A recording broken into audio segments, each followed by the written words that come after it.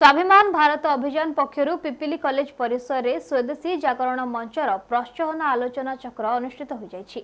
एही आलोचना चक्रटी कॉलेज अध्यक्ष तपन कुमार दास का सभापतित्व रे हेउतबा बेले एथिरे समाजकर्मी तथा जागृति सांस्कृतिक युव संगठन सभापति एनसीसी ऑफिसर प्रशासनिक अधिकारी और ओडिया अध्यापक प्रमुख जोगदे पाठपढ़ा सह विभिन्न क्षेत्र में सफल हेबाको उपस्थित थिबा छात्र छात्री माननकु प्रेरणा देथिले। एही कार्यक्रम को स्वदेशी जागरण मंचर संयोजक राजेश कुमार दास को सह एबीवीपी संयोजक विभु दास को तत्वावधान रे आयोजन करा जायथला।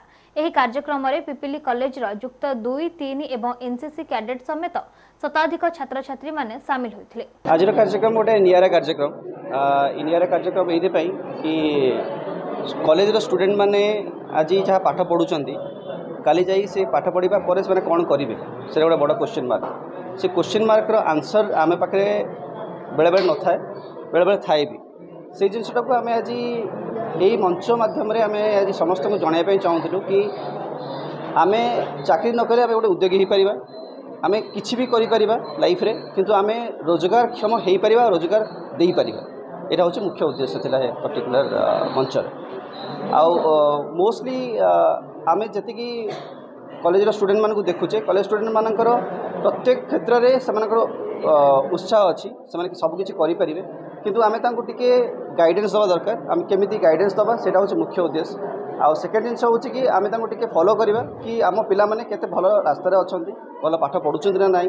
आमे टिके तांको गाइड करबा जे नुआ नुआ एक्सपीरियंस तांको दवा जे नहीं केवल आर्ट साइंस कॉमर्स नुहे आउ किसी स्किल्स अच्छी जो स्किल्स गुड़ाक नहीं कि निज कैरियर को आगू नहीं जापर।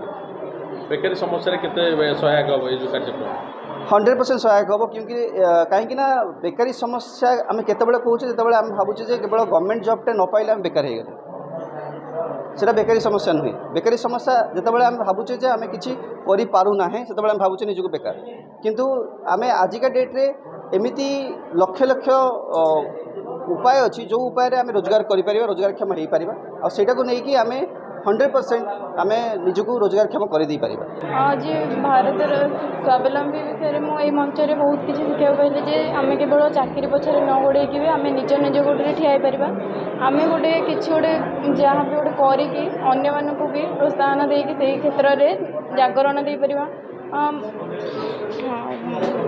निश्चिंत भाव में रोचे। कारण आम केवल चाकरी पछरे गोड़े नुह जमी भारत आम सब क्षेत्र में शुणुचे भारत गोटे बेकारी, भारत गोटे अर्थपूर्ण नुह देश नुह। तो आम सेटा को आम मुंड से आउ को देश भाभी पारती आम निज मुंडर से बाहर करके आम समस्त कह ना आम भारत गोटे अर्थ संबल राज्य देश जो थी कि आमको बहुत किसी शिखा मिलूँ। आम निज आम मैंने अन्य क्या शिखे पार।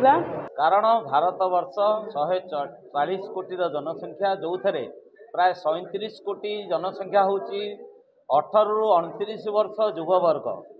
साधारणतः आम 7% रोजगार सरकारी कार्यक्रम, बाकी समस्ते भावुं आम बेकारी, आमको सरकारी चाकरी मिली ना।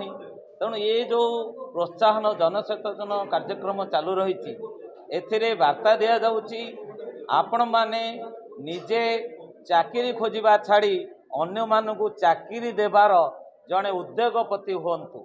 से कृषि हो, से कौनसी टेक्निकल विषय हो, संगीत हो, कला हो बा विभिन्न एजुकेशनल हो, जेकोसी विषय रे निजर दक्षता अच्छी तार विकास करी पाठ पढ़िबा समय ही जदि आमे रोजगार क्षम वृत्ति को ग्रहण करिबा ताले जो विजन 2047 भारत वर्ष को तृतीय आर्थिक राष्ट्र विश्व रे करिबा पई भारत सरकार लक्ष्य रखिछन्ती ता निश्चित भाव में पूरण हम। से भारत सरकार को योजना रे एमएसएमई, स्किल इंडिया, विभिन्न स्टार्टअप विभिन्न योजना से प्रयोग करछन्ती।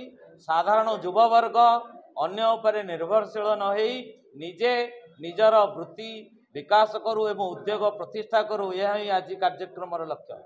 पिपिली मनोरंजन महापात्र रिपोर्ट लादृश्य मीडिया। एभली खबर पाई आम चैनल को लाइक, शेयर और सब्सक्राइब करंतु। रहुछि नमस्कार।